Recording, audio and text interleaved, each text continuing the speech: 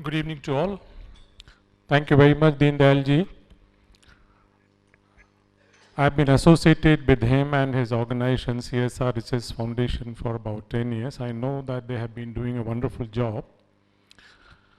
I think all through the day, most of the sessions, as most of the speakers must have spoken more about the role, importance of the CSR per se, and definitely in the context of the current pandemic. So I really don't intend to dwell too much on the CSR and its importance in the pandemic. It's well covered by other speakers. But the fact that this one-day awareness program has been organized by the CSR Research Foundation, I think is very timely.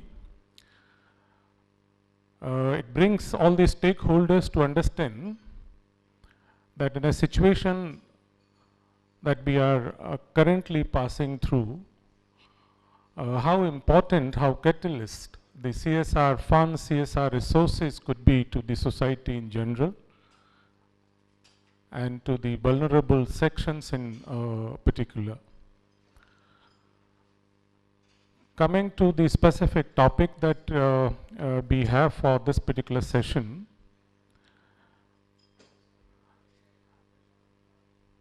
the financial inclusion.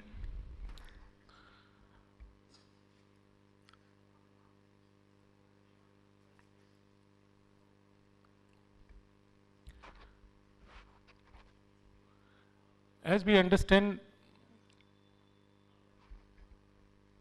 with the growth of each economy, with the growth of each society, the distribution resources become challenging.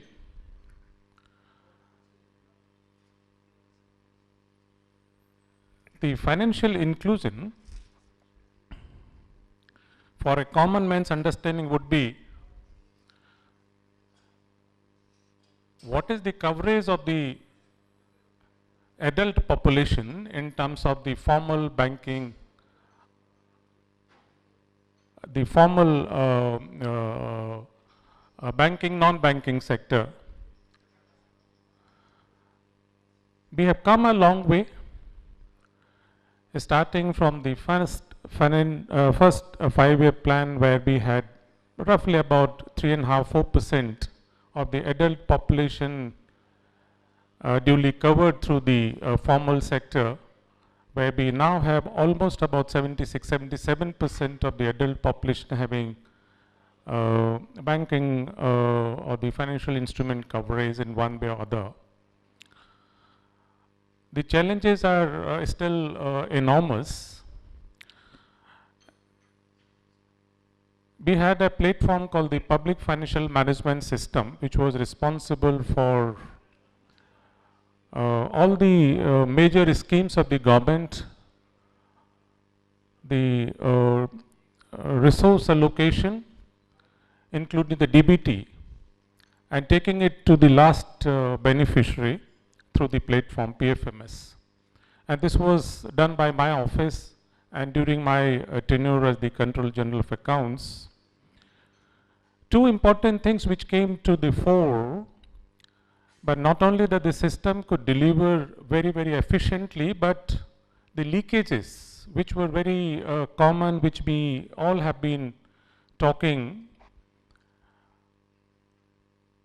were bridged, but taken care of to a very large extent. I won't name the scheme, but the Chief Secretary of UP, in the context of this particular scheme, wrote to me saying that with the introduction of the DBT through the PFMS, we have been able to eliminate almost about 72 lakh so-called ghost beneficiaries, I mean, which were not there or they were duplicate and so on and so forth. Now, just one state and one scheme. There have been many such instances for many schemes and for most states. The idea is that with the larger financial inclusion, we are not only able to reach to the intended beneficiaries in the most efficient, in the quickest possible time, but also we are able to plug the leakages. It becomes all the more important in the context of the current pandemic, where the fiscal resources are going to be stressed, and not only until the pandemic lasts, but for many, many more years to come.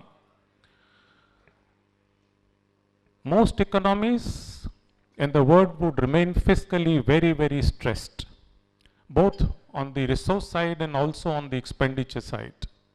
And I think it is in this context that it becomes very critical, very important that we have as much financial inclusion as possible.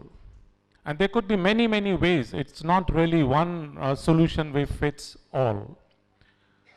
In the previous session, people had referred to the latest initiative of the government, the Honorable Prime Minister launching the e-rupee, one of the powerful, very, very important instrument to take us to the goal of targeted beneficiaries reaching out and without any leakages. When I say the most countries, most economies will remain fiscally stressed, it's I think something that we all must understand as stakeholders,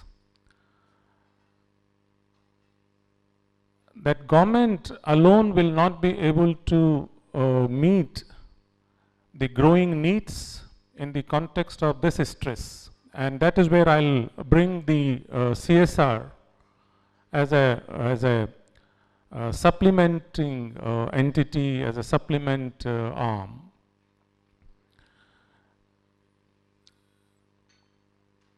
While the government, through the so-called GEM Trinity, the Jan Dhan accounts, the mobile and the Aadhaar, has been able to scale up the coverage of the vulnerable section to a very, very large extent, but there are still regions, areas, and the groups which remain outside this ambit. And that's where I think corporate entities in various forms can come forward and take this initiative to its logical conclusion.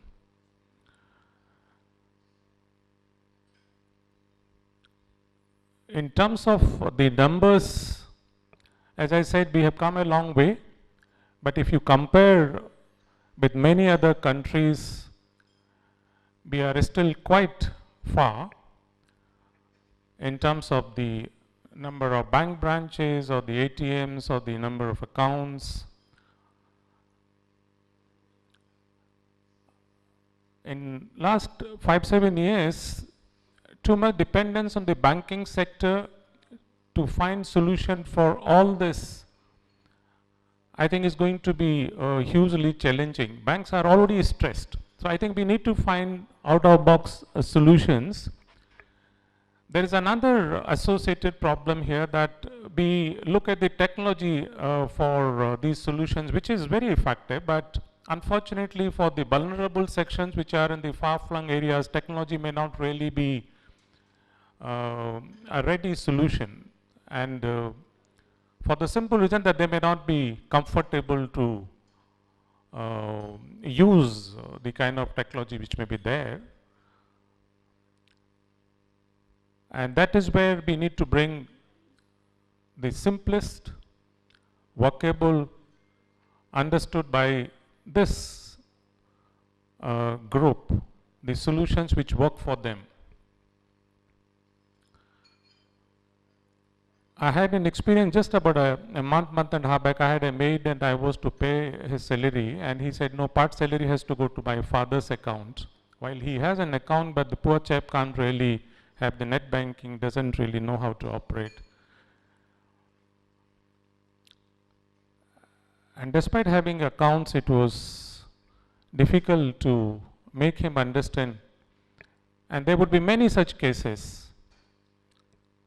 And I'm sure all the corporate entities who are here and who are represented in one way or other would understand these critical needs of the masses, try to find the solutions which work for them, which are good for them. This is the country where you have such a diversity. You really can't have one solution fit for everyone. And we therefore need to have targeted solutions for different sections of the society. I'll not take much of your time. I'll stop here. There are many other panelists to speak, but I wish the CSR Research Foundation all the very best. And I really appreciate that in a situation like this, they have taken this lead, they have taken this initiative. Thank you very much, and thank you indeed to all of you. Wonderful.